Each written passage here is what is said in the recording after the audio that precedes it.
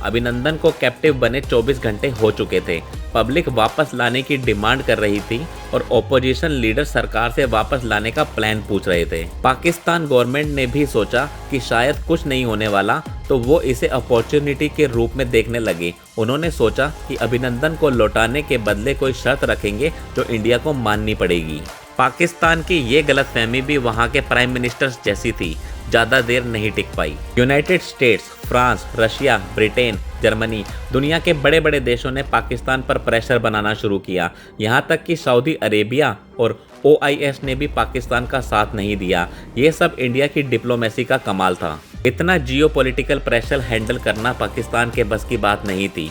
वो बौखला गया। उनकी तरफ से एक के बाद एक कॉन्ट्राडिक्टरी स्टेटमेंट आने लगे।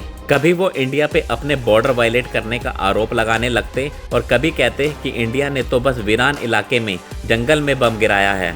कभी वो कहते कि उन्होंने इंटेंशनली स्ट्राइक नहीं किया, तो कभी वो बोलते कि उन्होंने F-16 यूज़ ही नहीं किया। लेकिन इंडियन एयरफोर्स के पास रडार इमेजेस, इलेक्ट्रॉनिक सिग्नेचर्स और मिसाइल लॉजिस्टिक थे।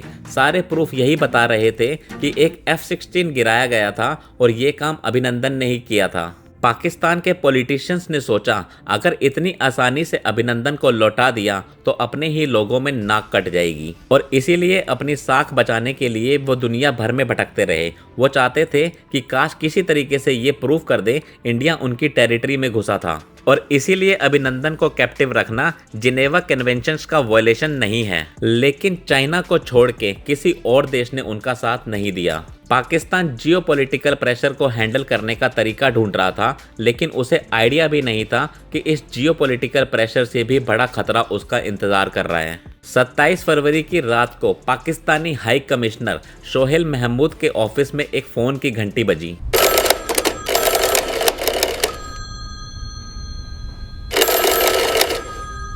उनके चेहरे का रंग उड़ गया, मानो नसों में खून बहना रुक गया हो, लेकिन माथे का पसीना बहना नहीं रुका। कॉल पे उन्हें इंटेल मिली कि भारत की 9 मिसाइलें पाकिस्तान के अलग अलग शहरों पे लॉक हो चुकी हैं। इंडियन नेवी कराची पोर्ट के करीब अरेबियन सी में उतर चुकी है। इंडियन नवल शिप पे इतना बारूद है कि कराची के साथ साथ आधा पाकिस्तान निगल जाए।